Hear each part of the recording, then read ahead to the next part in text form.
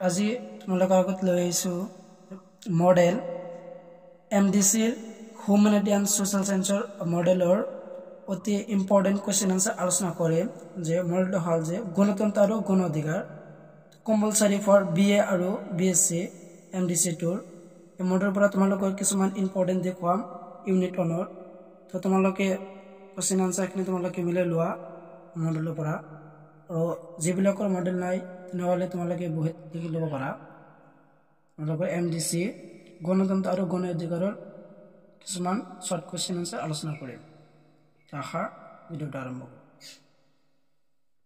তো ইউনিট 1 হ'ল যে গণতন্ত্ৰৰ বিষয়ে আলোচনা কৰা ইউনিট 1ত দিয়া আছে তো ইয়াৰ কিছুমান অতি প্ৰশ্ন উত্তৰ আলোচনা কৰিম ইম্পৰ্টেণ্ট তোমালোকৰ এক্সামৰ কাৰণে অতি কেইটামান ইম্পৰ্টেণ্ট বাছি ওলাইছোঁ তো তোমালোকে দেখুৱাম কোনকেইটা তোমালোকৰ ইম্পৰ্টেণ্ট হয় তো কুৱেশ্যন নম্বৰ 1 যে গণতন্ত্ৰৰ অৰ্থ কি তো ইয়াৰ আনসাৰত দিয়া আছে গণতন্ত্ৰৰ অৰ্থ হ'ল যে ৰাইজৰ দ্বাৰা শাসন কৰা আৰু কুৱেশ্যন নম্বৰ 2 যে গণতন্ত্ৰ কৰ পৰা উদ্ভৱ হৈছে তো ইয়াৰ আনসাৰত গণতন্ত্ৰ শব্দটো গ্ৰীক শব্দ ডেমোস অৰ্থাৎ মানুহ আৰু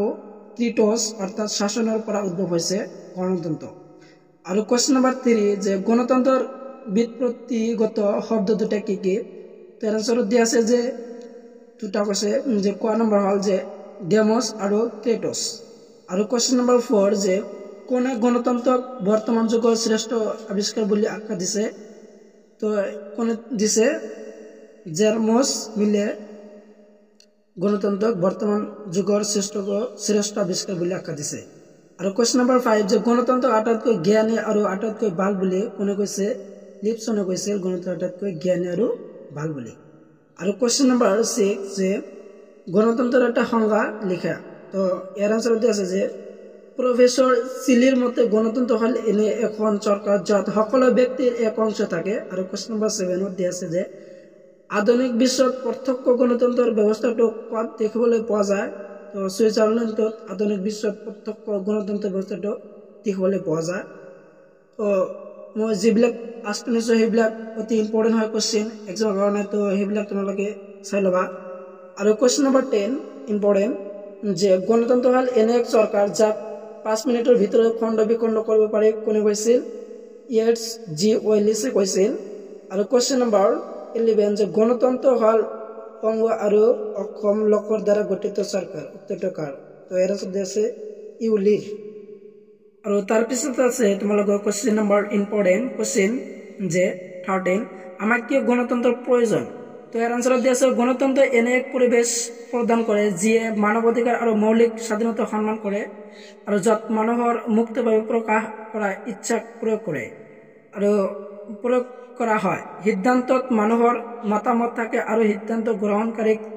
জবাবদিহি কৰিব পাৰে নাৰী আৰু পুৰুষৰ সমান অধিকাৰ আছে আৰু সকলো মানুহে বৈষম্যৰ পৰা মুক্ত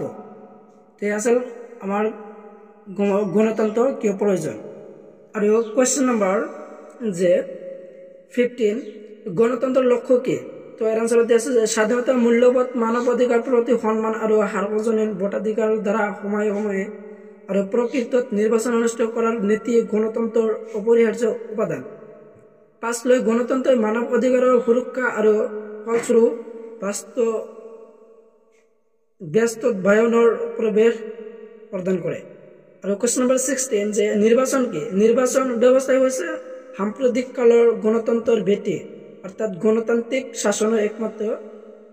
আধাৰ হ'ল নিৰ্বাচন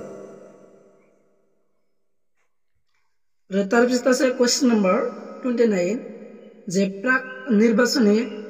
মিত্ৰ কি তো এৰ আনসাৰ নিৰ্বাচনৰ আগতে ৰাজনৈতিক দলবোৰৰ মাজত হোৱা মিত্ৰতাক প্ৰাক মিত্ৰতা বুলি কোৱা হয় আৰু কুৱেশ্যন নম্বৰ 20 দিয়া আছে যে নিৰ্বাচনোত্তৰ মিত্ৰ কি যে নিৰ্বাচনৰ ফলাফল ওলোৱাৰ পিছত যি মিত্ৰতা কৰা হয় এক নিৰ্বাচনোত্তৰ মিত্ৰতা বুলি কোৱা হয় আৰু ইম্পৰ্টেণ্ট কুৱেশ্যন নম্বৰ 22 যে প্ৰতিনিধিমূলক গণতন্ত্ৰৰ বাটকটীয়া বুলি কাক কোৱা হয় তো এৰ আনসাৰ দিছে হেৰল্ড লাস্কিক আৰু কুৱেশ্যন নম্বৰ 24 যে ইংলেণ্ডত প্ৰতিনিধিমূলক চৰকাৰ ব্যৱস্থা জনক বুলি কাক কোৱা হয় তো এৰ আনসাৰ দিছে যে চিমন্দি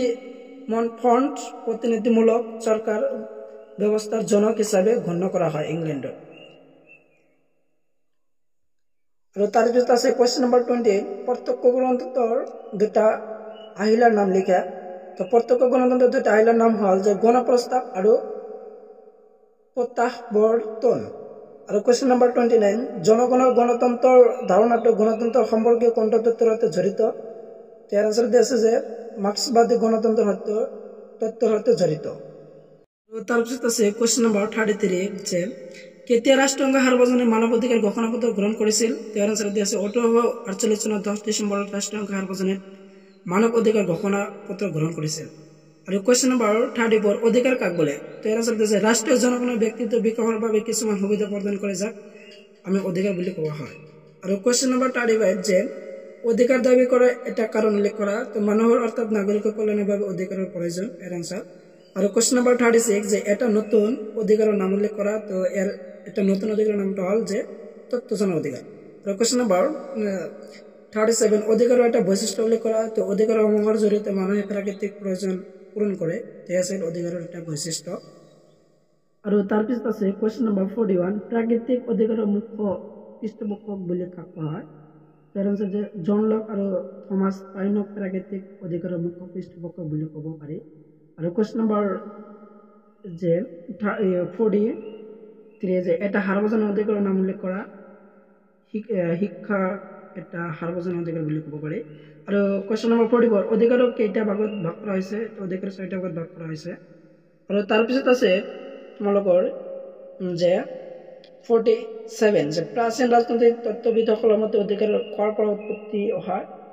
তো ইয়াৰ আনসাৰ আছে প্ৰাচীন ৰাজনৈতিক তত্ত্ববিদসকলৰ মতে অধিকাৰৰ প্ৰাকৃতিক নিয়মৰ পৰা উৎপত্তি হয় আৰু তাৰ পিছত আছে কোৱেশ্চন নম্বৰ 48 ৰাজনৈতিক অধিকাৰ কি তো ৰাজনৈতিক অধিকাৰটো হ'ল যে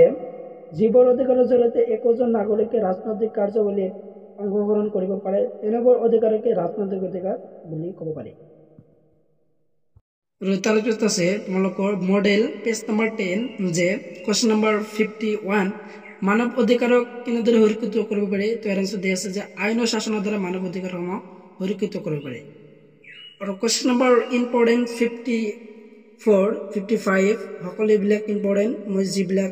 আনিছোঁ তো সেইবিলাক তোমালোকৰ এক্সামৰ কাৰণে ভেৰি ভেৰি ইম্পৰ্টেণ্ট তো আমাৰ দেশত অধিকাৰবোৰক কি নামেৰে জনা যায় কোৱেশ্চন নম্বৰ 54 দিয়া আছে আমাৰ দেশত অধিকাৰবোৰক মৌলিক অধিকাৰৰ নামেৰে জনা যায়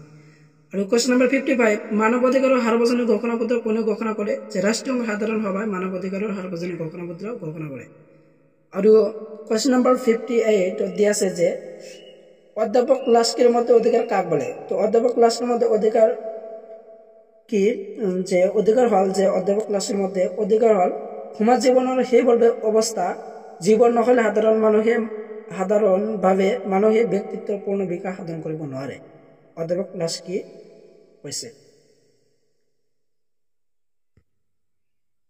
আৰু তাৰ পিছত আছে পেজ নম্বৰ 11 যে কোৱেশ্চন হ'ল 60 দুটা সাৰ্বজনীন অধিকাৰ উল্লেখ কৰা তো দুটা সাৰ্বজনীন অধিকাৰ হ'ল যে শিক্ষাৰ অধিকাৰ আৰু জীৱিকাৰ অধিকাৰ আৰু 66 কোৱেশ্চন যে মতানৈক্যৰ মূল উৎস শব্দ কি তাৰ আনসাৰ দিয়া আছে যে দ্ৰৌপদী লেটিন শব্দ ডিসেন্টেৰি যাৰ অৰ্থ আবেগৰ পাৰ্থক্য